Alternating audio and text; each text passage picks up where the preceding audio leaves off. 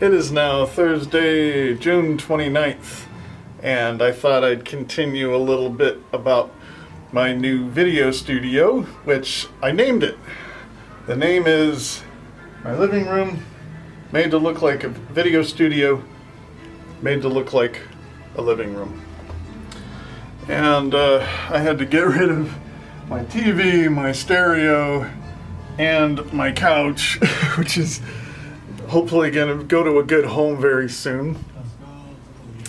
And I was able to make my sound system kind of based in my bedroom, which is really cool. And my sound system is just a hodgepodge of acquired stuff from people that didn't want stuff anymore. And I don't really care much about ohms and impedance and all these matching speakers to amps. If it sounds good, awesome. And it sounds good enough for me. So I watched the movie Logan last night. I knew it was gonna be gory and dark, and for me that stuff can trigger me sometimes, so I looked away a lot. And luckily a lot of those gory action scenes that I felt were completely unnecessary didn't seem to have a lot of important plot points in those, just a lot of kids killing people. Yeah, at least they're not killing other kids like the Hunger Games, so I guess I can't complain. But yeah, we've got a pretty intense generation here that can handle that kind of stuff. It's like, wow, I could have never handled movies like that when I was young. And I still have got kind of, I don't like to call it a weak stomach. It's just that I just have a hard time adapting to this world, this culture. I've never really felt like I was really a part of it. And I think when people have media like that that's so intense that some people are kind of immune to it. It doesn't bother them. But for me, it's like I take everything in on a level that most people don't. I don't really have those kind of guards that most people have. And so that's why I overreact to situations more than most people do. I think that's why I can't have television commercials on in the background, because I can't pay attention to what somebody's saying, because a television commercial is created in order to steal your attention. And for me, it works, because it's hard for me to block out that kind of stuff. It's like a salesman just knocking on your door and saying, hey, you got to do this right now, and I'm being paid, and I'm doing everything I can to get your attention, and I don't give a shit about you. You know, that's what commercials are doing to me. And I like to think about television commercials as a corporation is benefiting from purchasing a tiny bit of retail space in my brain in order to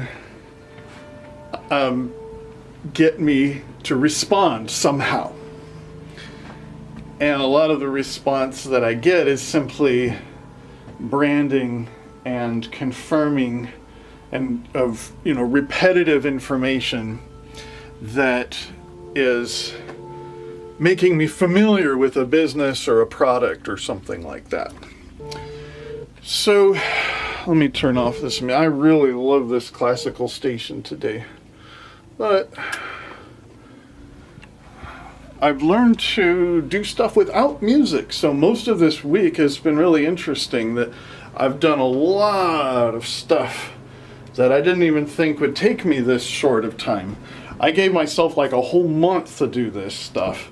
My next chore is to take down most of this wall, because it's kind of useless having an open kitchen when I only have an entryway that's this size. It could be a lot bigger and open the space up a lot more.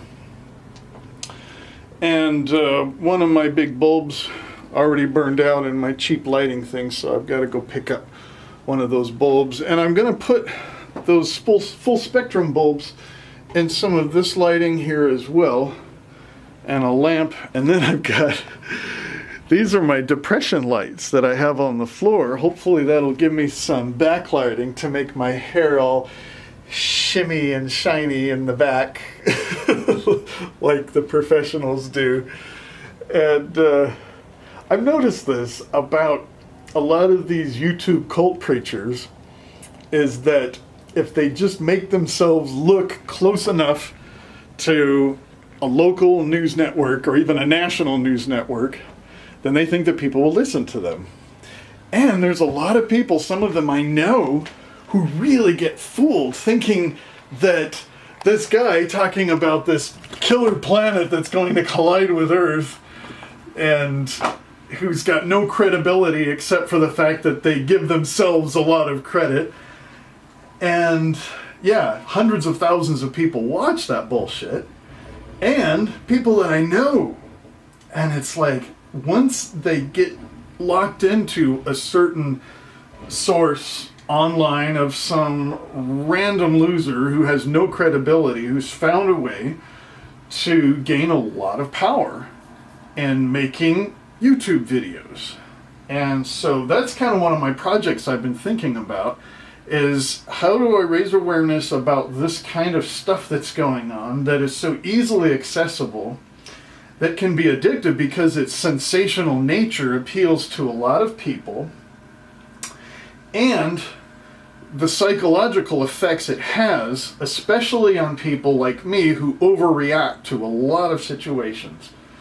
And when I overreact to this stimuli, which is, let's say, useless, like a television commercial, and I have this stimuli here that is probably important to me, that I need to respond, I need to act on, and I ignore it because I'm so overwhelmed with this useless set of stimuli.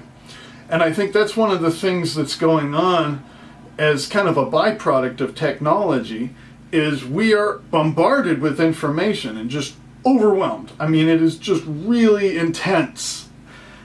And I think there's a culture of people, especially on the left, that are trying to go more towards simplicity, which is good. I think that we need to have a balance, because, hey, I'm a fucking Libra, I'm all about balance. And I also think that I can incorporate mindfulness techniques and all that stuff about being in the moment and breathing and all that good stuff that's healthy.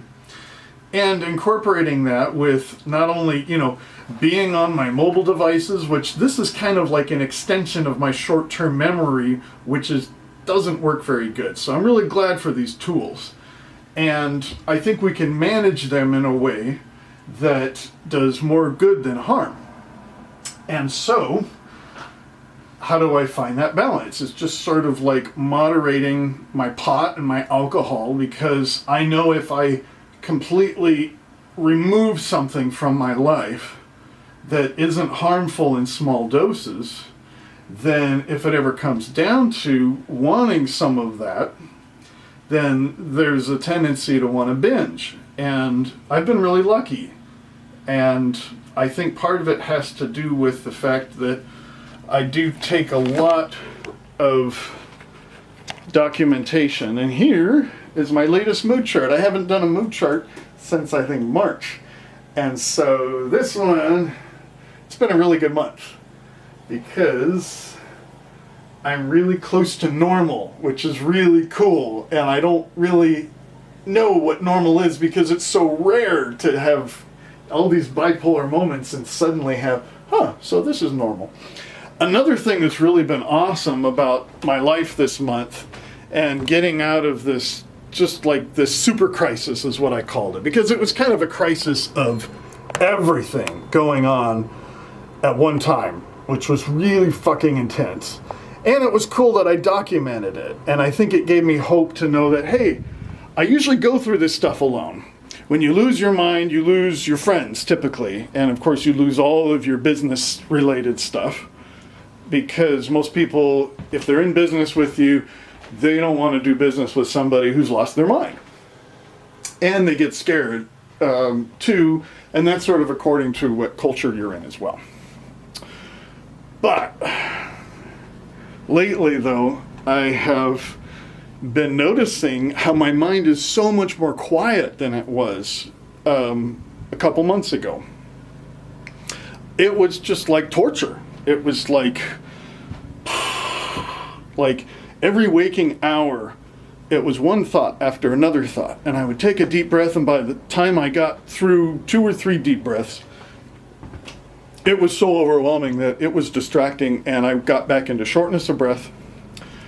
And also, shortness of breath is not only something that was a habit of mine, it was kind of something I didn't have a choice, because I suffered from a disorder, which I still have to be very careful. I have to really, really watch my diet every day.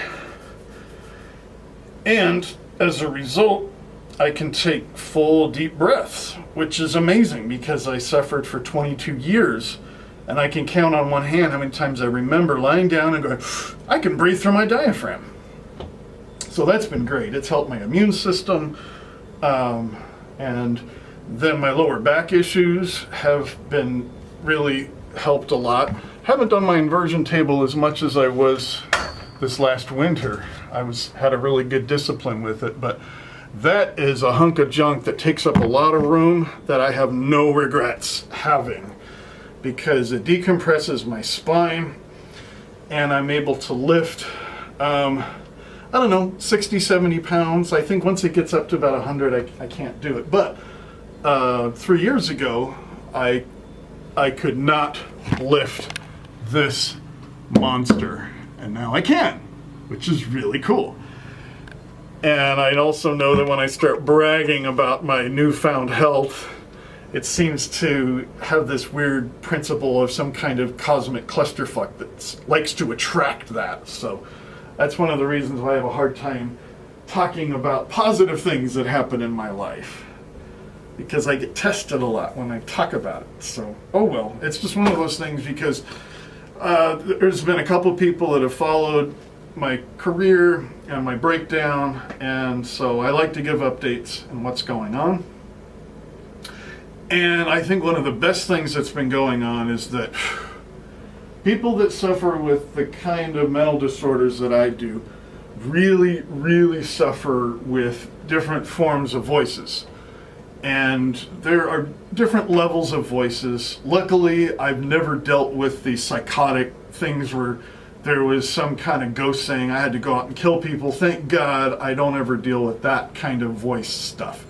Mostly it's just, I'm anxious, I'm afraid of conflict, and my mind is creating conflict situations that are either happening or not happening with either people that I know or I don't know. And I just get lost in my imagination, and I just hear dialogues and monologues of things. A lot of times it's my own voice. A lot of times it's my own voice just ego tripping in my head.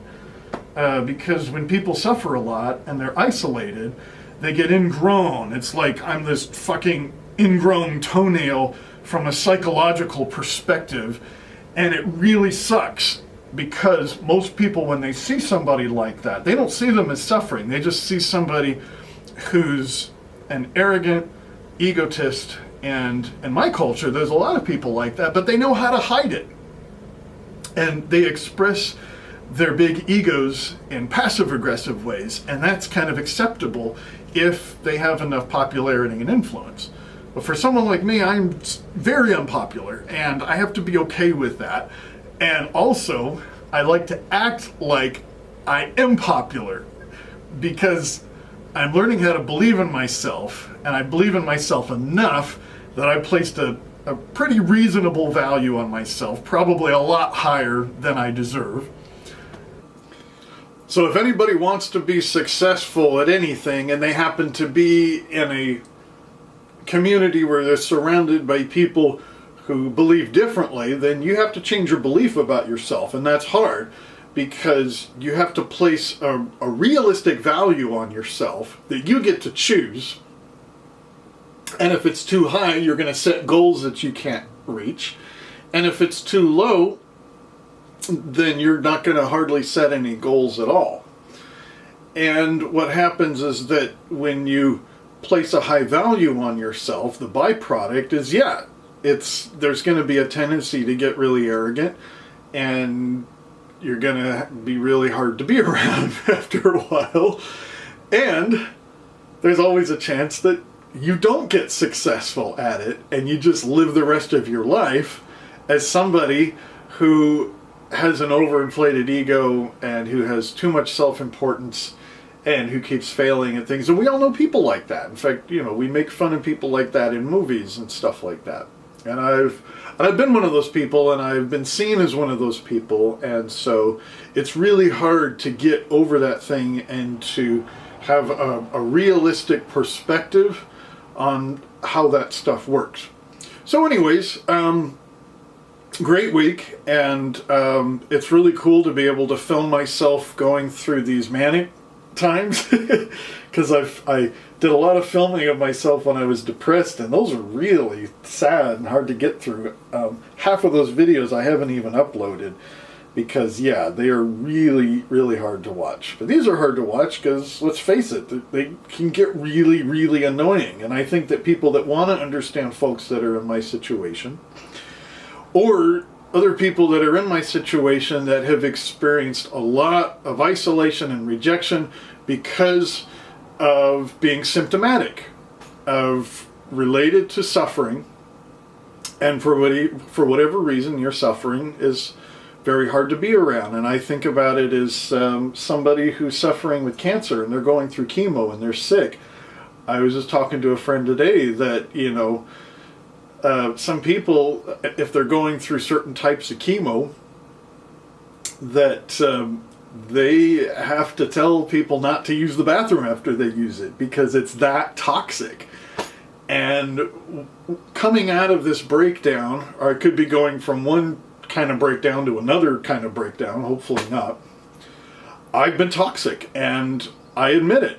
And it's been hard to be around me. It's hard for me to be around me when I'm going through this. And it's hard to talk about it to people because a lot of times people see it as an act of my will.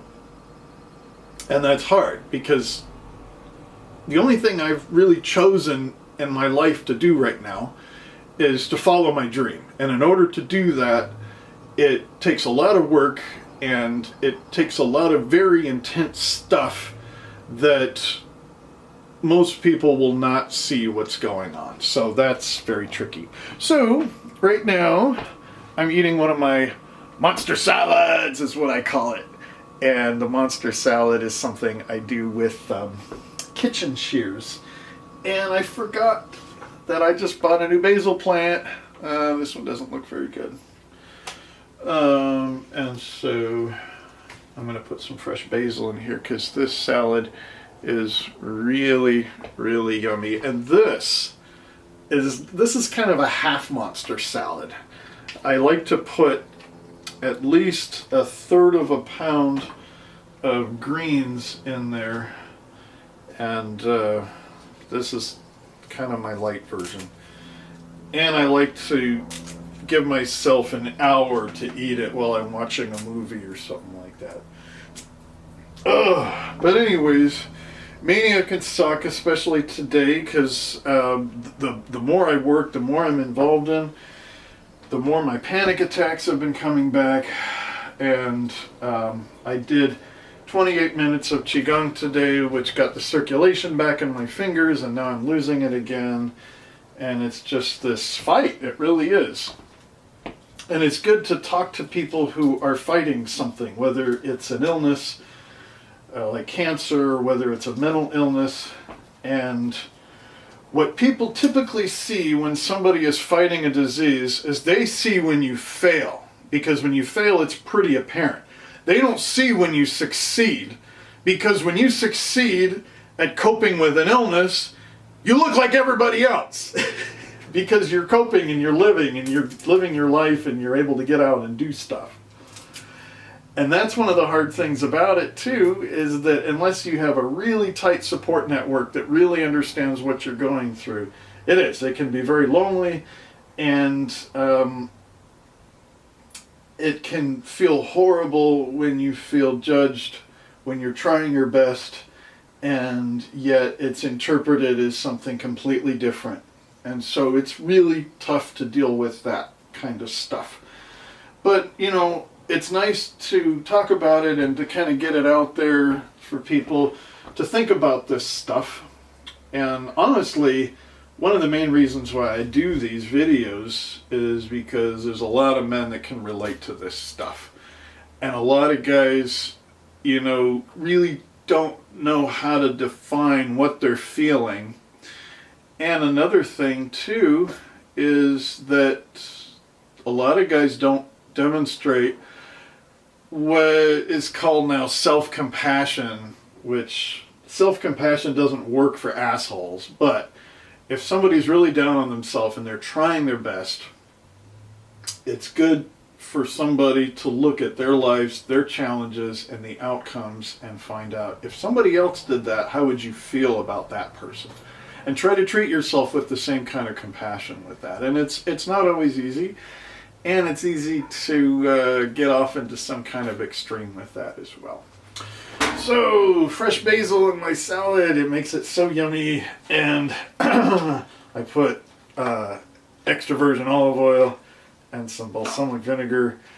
And when it comes to music therapy, I think what I'm trying to do is have specific times where I focus on listening to music, because that really helps me. And then while I'm working, I try to have no music, and that's helping me now because my mind is quieter. But when my mind is really, really busy, I've got to have something on to distract me, or else it'll drive me crazy. And I learned this thing about no music at some support groups when people were learning about mindfulness and talking about how it's easier to appreciate and to live in the moment when you don't have music and TV going on in the background. And I tried it, and I was like, oh no, I can't stand that, because my mind is just constantly going. So now that I'm having a mind, and believe me, it doesn't look like I'm calm, but this is a lot more calm than I usually am. Although I feel some of my hand tremors are coming back, and that just has to do with a lot of stress and getting stuff done on my to-do list. So after my monster salad, I think I'm going to drive over to Best Buy, pick up some more light bulbs for my new fake video studio. And I got to find a way to block off the light coming into my living room window. I put a big finger foam thing on there, and it just didn't quite work yet. So I'm going to have to find some stuff like that to do. So yay! Thanks for watching!